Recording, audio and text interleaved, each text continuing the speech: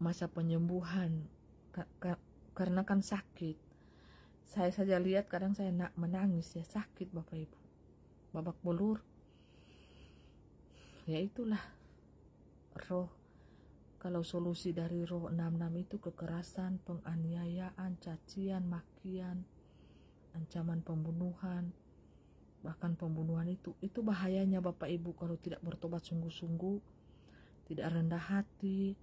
Apapun status kita di dunia ini Bapak Ibu akan dipakai setan di wadah kita. Setan itu akan cari orang-orang yang terdekat dengan kita, dia pakai Bapak Ibu untuk menyerang kita. Itulah, makanya hati-hati. Jangan pikir kita ini kuat, iman kita ini kuat. Bahaya Bapak Ibu. Kalau dosa itu sudah dibuahi, sudah matang dosa itu berkecimpung di hati kita, itu akan dibuahi dalam perbuatan-perbuatan yang sangat jahat. Makanya roh Tuhan itu harus penuh cinta kasih, pengampunan, belas kasihan. Kalau kita katakan kita anak Tuhan, pelaku firman Tuhan, tentu ada belas kasihan, ada pengampunan, ada sukacita, ada damai sejahtera yang dunia ini tidak bisa berikan. Seperti itu ya. Jadi seperti itu. Sakit Bapak Ibu, terus dikasih obat mahal-mahal Bapak Ibu, dibeli di rumah sakit. Kan dapat kan resep obat dapat di rumah sakit itu bayar mahal Bapak Ibu, tapi tidak diminum Bapak Ibu. Beliau ini tidak minum obat satupun dari rumah sakit. Karena saya yang tebus obat itu Bapak Ibu ya, yang membantu, yang merawat. Jadi saya lihat sudah mulai proses penyembuhan, saya pulang ke rumah melihat anak-anak saya. Ya, jadi seperti itu. Tidak ada satupun obat diminum dari rumah sakit. Mau obat anti nyeri, mau obat antibiotik, karena di sini kan sobek. Di sini sobek ya, kena pisau itu ya. Karena dibilang suami saya itu bawa pisau. Ini sobek Bapak Ibu, makanya dijahit. Itu obat anti nyeri, dia kalau sakit cuma aduh. Tidak ada satu kata pun keluar dari mulutnya, cuma menahan rasa sakit dan dia berkata haus, aku haus, aku haus. Terjadi seperti 2000 tahun yang lalu. Tuhan itu di atas kayu salib cuma berkata apa? Aku haus, minta minum Bapak Ibu. Kalau zaman dahulu dikasihkan anggur, dicucukkan anggur. Tapi kemarin air putih, saya ambil air putih Bapak Ibu. Hanya dia berkata aku haus. Sampai pun di mobil polisi, diangkat mobil polisi kita, dia cuma minta haus, minta minum saja, aku haus. Gitu aja. Tidak makan juga satu hari tidak makan.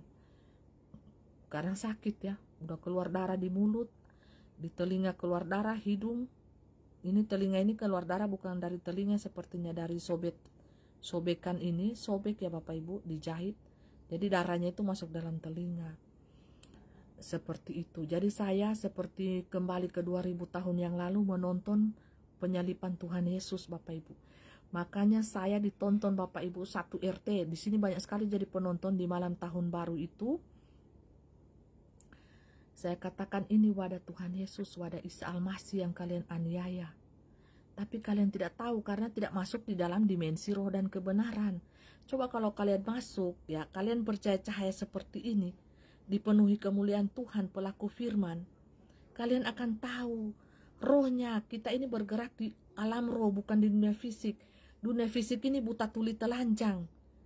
Ya, kita ini bergerak di alam roh. Kita tahu roh siapa itu, wadahnya siapa kalau bukan roh Tuhan Yesus itu sendiri yang menyamar di dalam pemuda bernama Aditya Nugrahanto berumur 33 tahun.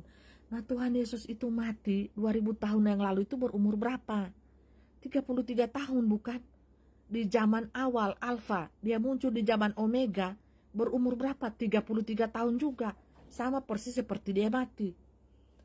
Apa yang terjadi di dunia ini hanyalah sebagai pengulangan. Setiap zaman ada pengulangannya, baru ditutup dengan zaman akhir alias kiamat.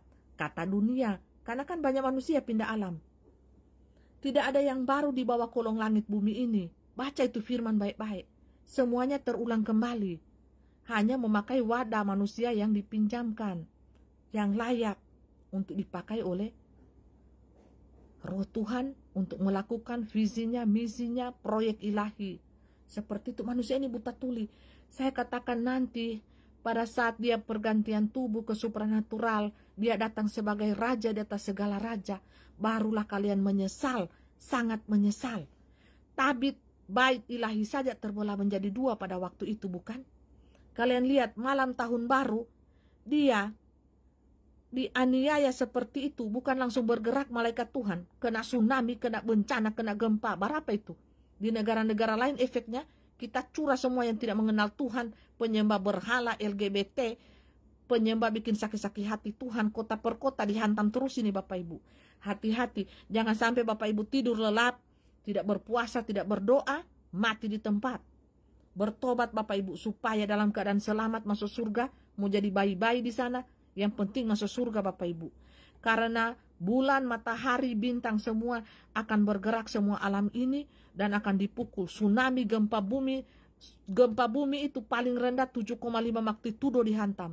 Bapak Ibu bisa selamat kalau dalam keadaan tidur nyenyak. Langsung dihantam 7,8. Tidak bisa melarikan diri Bapak Ibu. Makanya bertobat, persiapkan alam lain. Pikiran ini harus disetting untuk bertobat terus. Pertobatan yang sungguh-sungguh dari hati. Saya sebagai mempelai Tuhan hanya memperingatkan saja dengan kerendahan hati saya. Karena roh 66 ini terlalu sadis menyiksa roh 77 Bapak Ibu. Saya sebagai mempelai Tuhan pun disiksa secara sadis. Ini roh pangeran ilahi Tuhan Yesus Kristus juga disiksa. Genap sudah kan?